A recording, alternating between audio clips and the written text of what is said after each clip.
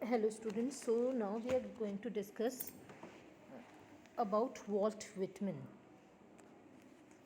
ठीक है, एक पोएम इनकी हम ऑलरेडी मैं आपको I hear America singing which is a patriotic kind of poem, जिसमें इन्होंने अमेरिका के अलग अलग जो कॉमन पीपल है उनको बताया कि कैसे वो सब खुश हैं. इसका मैं आपको वीडियो भेज चुकी हूँ, यूट्यूब का एक वीडियो मैंने आपको आई थिंक भेजा है. तो वॉल्ट विटमैन अमेरिकन पोएट हैं and he is a very famous poet as well as essayist and journalist. और ये एक ह्यूमैनिस्ट थे. ह्यूमैनिस्ट मतलब जो जिनके अंदर मानवता मतलब वाद होता है, ठीक है, जो एम्फेसाइज करता है individual social potential and agency of human beings के ऊपर फोकस करते हैं, ठीक है. और साथ ही साथ ये ट्रांसडेंटलिज्म से जुड़े हुए हैं. ट्रांसडेंटलिज्म क्या था? एक फिलोसफिकल मूवमेंट था जो 1820s और 1830s में न्यू इंग्लैंड में आया. यहाँ न्यू इंग्लैंड का मतलब क्या है? जो अमेरिका का हिस्सा है, जो शुरुआती दौर पे जो जब वो मतलब वहाँ जब लोग रहते थे उसमें न्यू इंग्लैंड नाम से उसे कहा जाता था. देखिए यहाँ पे हम देख सकते हैं नॉर्थ ईस्टर्न यूनाइटेड स्टेट्स के एरिया को न्यू इंग्लैंड कहा जाता है. तो 1820s और 30s में शुरुआत हुई. इसमें बिलीफ, इनका जो मेन फिलॉसफी थी उसमें ये माना जाता है कि जो लोग होते हैं और जो नेचर होता है वो इनहेरेंटली गुड होता है. मतलब प्रकृति और इंसान जो होता है वो अच्छा ही होता है, उसमें कुछ गलत नहीं होता. लेकिन जो हमारी सोसाइटी है और जो इसमें इंस्टीट्यूशंस हैं उसने क्या करा है, हमें करप्ट कर दिया है. और मतलब करप्शन आ चुका है हमारा और हमारी प्योरिटी ख़राब हो चुकी है. तो वो प्योरिटी के लिए वापस हमें क्या करना पड़ेगा? जब हम सेल्फ रिलायंट होंगे, इंडिपेंडेंट होंगे. सेल्फ रिलायंट का मतलब क्या होता है? देखिए, the need for each individual to avoid conformity and false consistency and follow his own instinct and ideas. Self reliance का मतलब होता है जब आपके ऊपर जो सामाजिक रूप से थोपी हुई चीज़ें हैं कि हमें ये करना है, ये करना है, ये करना है, ये ना करके आप क्या करें, अपनी ये कन्फर्मिटीज़ क्या है? जो रूल्स रेगुलेशंस ट्रेडिशंस सामाजिक रूप से हम पे थोप दिए गए हैं उनको फॉलो ना करके आप अपनी खुद की अंतरात्मा इंस्टिंक्ट्स जो आपको कह रहा है और अपने खुद के आइडियाज़ को फॉलो करें. तो अगर हम उन इंस्टिंक्ट से चलते हैं तो वो कहना, ये फिलॉसफी ट्रांसडेंटलिज्म मानती थी कि इंसान बुरा नहीं होता है.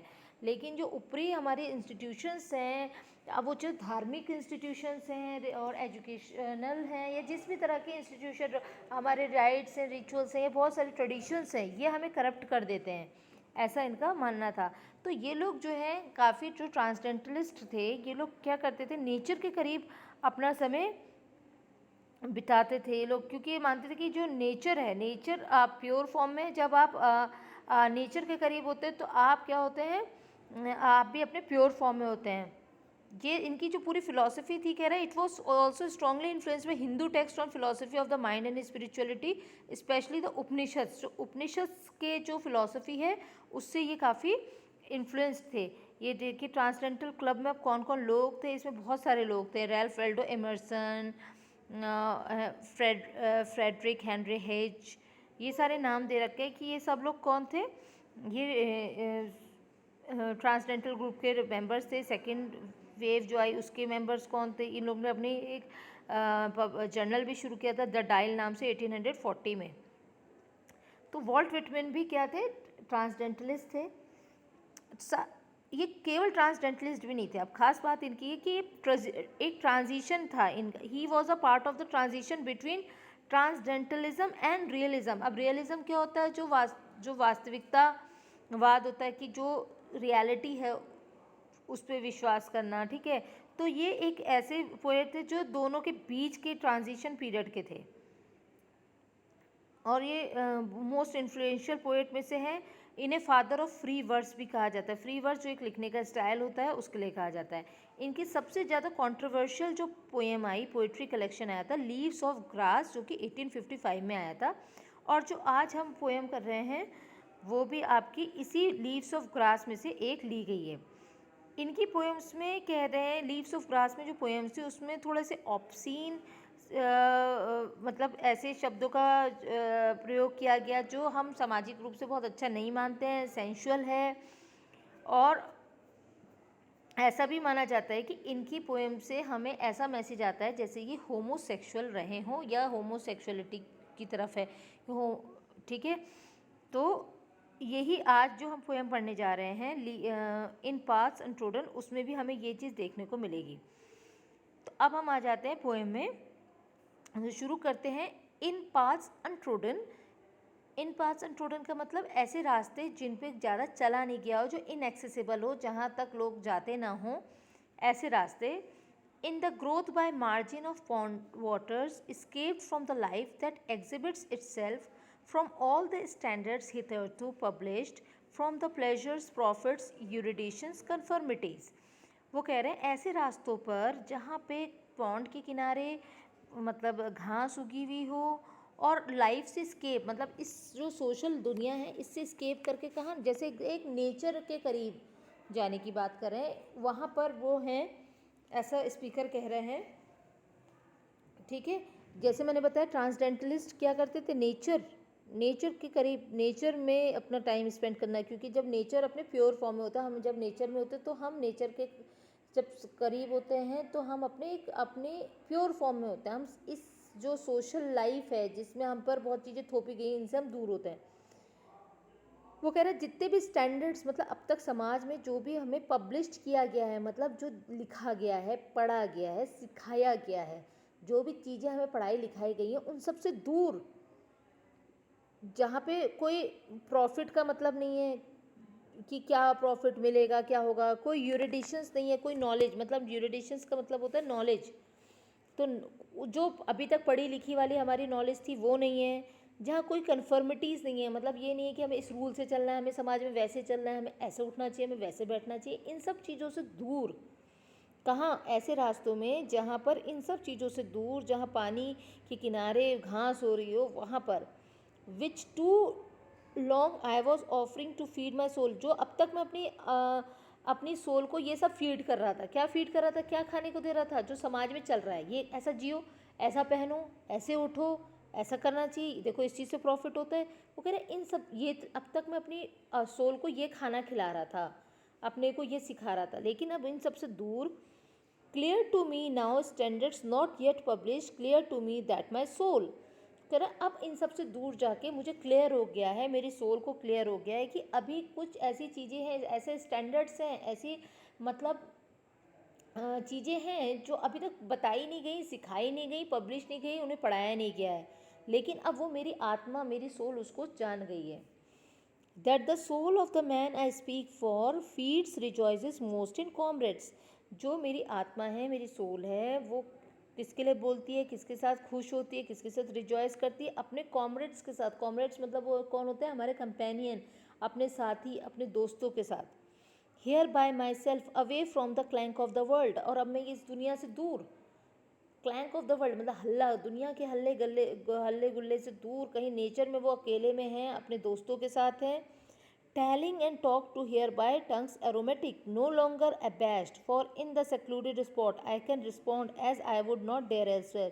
यहाँ पे मैं अपने दोस्तों के साथ बातें कर रहा हूँ, ये अच्छी मीठी बातें हमारी हो रही हैं और हमें कोई डर नहीं है, और इन सेक्लूडेड स्पॉट में, मतलब इस जो ऐसी जगह जहाँ कोई आ जा नहीं सकता, एक दूर नेचर में कहीं कॉर्नर में कहीं पे वो हैं, वो ऐसे बातें कर सकते हैं जैसा वो कहीं पर और पे हिम्मत नहीं कर सकते हैं, वो चीज़ों को वो खुल के बोल नहीं सकते हैं, कर नहीं सकते हैं। तो अब नेचर के करीब जाके, नेचर में कहीं बहुत दूर, कहीं ऐसी जगह पे जाकर जहाँ कोई उन्हें देख नहीं सकता, कोई है नहीं, वो लोग अपना इंजॉय कर रहे हैं, अपने दोस्तों के साथ, कॉमरेड्स के साथ। और ऐसा वो जब समाज में, जब इस सोशल उसमें होते हैं, वैसा वो नहीं कर सकते हैं। Strong upon me the life that does not exhibit itself yet contains all the rest, resolved to sing no songs today but those of manly attachment। तो अब वो कह रहे हैं कि अब मेरी जो जो जो जो ज़िंदगी में दिखा नहीं सकता हूँ अपनी, मतलब जो एग्जिबिट नहीं कर सकता हूँ, पर उसमें सब कुछ है, और मैं अब वो गाने गाऊँगा जो किसके हैं, मैनली अटैचमेंट, मतलब मैन टू मैन अटैचमेंट की बात हो रही थी कि मैंने बताया ना कि वॉल्ट विटमैन की जो पोइट्री है उसमें होमोसेक्सुअल एलिमेंट्स नज़र आते हैं, उस ज़माने में जब ये पोएम्स लिखी गई हैं तो ऑब्वियसली आज के टाइम पे हम गे, लेस्बियन, इन सब की एलजीबीटी जो कम्युनिटी है उसके बारे में बहुत खुल के बातें होती हैं। आप लोग जैसे वेब सीरीज़ आती हैं और इंटरनेट पर है, इन सब के ऊपर अब खुल के बातें की जाती हैं। वो भी अभी भी हम देखते हैं ये सब चीज़ें मेट्रो सिटीज़ में खुल के लोग बोलते हैं। अभी पहाड़ों में या रूरल एरियाज़ में कोई इस चीज़ों को, कोई होमोसेक्सुअलिटी की बात करेगा तो ऐसा हो जाएगा कि अरे बाप रे कितना बड़ा पाप है, कितना ये, इस तरह से मतलब रिएक्शन होगा, वो खुल के नहीं बोल सकता है। लेकिन वही चीज़ हम देखते हैं मेट्रो सिटीज़ में या बाहर यूरोप में, अमेरिका में अब खुल के बातें होने लग गई हैं इनके ऊपर। वो भी अपने राइट्स के लिए बातें कर रहे हैं। अभी थोड़े दिन पहले ही अभी इंडिया में फर्स्ट गे मैरिज हुई है, बंगाल की आई थिंक, हाँ बंगाल में हुई है। आप लोग नेट पे सर्च कर सकते हैं, थोड़े दिन पहले ही हुई है। तो अब ये चीज़ें सोशली धीरे धीरे एक्सेप्ट हो रही हैं। उसमें भी बहुत सारे एरियाज़ में एक्सेप्ट नहीं हो रही हैं। तो अब हम सोच सकते हैं जिस समय वॉल्ट विटमैन ने ये पोएम लिखी थी तो उस समय 19वीं सेंचुरी में वहाँ अमेरिका में भी ये चीज़ों को खुल के बोला नहीं जा सकता था। तो वो इस पोएम में, वो पोएम के थ्रू ये चीज़ हमें समझ में आ रही है कि वो अपने उन फीलिंग्स को बता रहे हैं। Projecting them along that substance bequeathing hence types of athletic love. तो वो कहते हैं कि अब मैं मैनली अटैचमेंट के गाना गाता हूँ और ये जो लाइफ है इसको मैं अब किस में उसमें क्या वसीयत देना चाहता हूँ। एथलेटिक लव मतलब जो स्पोर्ट्स और इन सब के लिए, एथलेटिक लव यहाँ पे स्पोर्ट्स वगैरह के लिए है, ठीक है। Afternoon this delicious 9th month in my 41st year. और ये पोएम जो लिखी है विटमैन ने कौन सी ईयर में लिखी है, जब वो 41 ईयर्स के थे।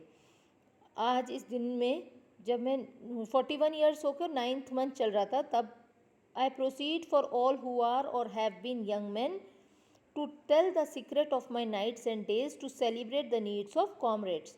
तो मैं सबको बताना चाहता हूँ जो यंग मैन हैं, मैं अपनी लाइफ का जो अपनी सीक्रेट बताना चाहता हूँ कि मैं अपने कॉमरेड्स, अपने साथियों के साथ सेलिब्रेट करता हूँ, इसकी ज़रूरत है।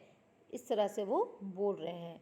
तो ये हमारी पोएम हो गई इन पाथ्स अनट्रोडन, जो कि काफ़ी आपको ऐसा लगेगा डिफरेंट टाइप की पोएम है। तो आपको सोचिए कि उस ज़माने में 19वीं सेंचुरी में ये विटमैन ने लिखी थी, इसलिए इनकी जो लीव्स ऑफ ग्रास पूरा कलेक्शन है ये बहुत ही कंट्रोवर्शियल रहा है। उसमें उन्होंने बहुत ही ओपनली अपनी चीज़ों को रखा है, ठीक। तो ये एक पोएम हो गई आपकी इन पाथ्स अनट्रोडन। और दूसरी पोएम इनकी है आई हेयर अमेरिका सिंगिंग। इसको आप, वो तो इजी सी पोएम है जिसमें उन्होंने अलग अलग कॉमन लोगों की बात कर रखी है कि कैसे वो सब अमेरिका के जो लोग हैं वो लोग कैसे खुशी से अपना काम करते हैं और गाना गाते हैं। मतलब एक खुशी दिखा रहा है, फ्रीडम दिखा रहा है।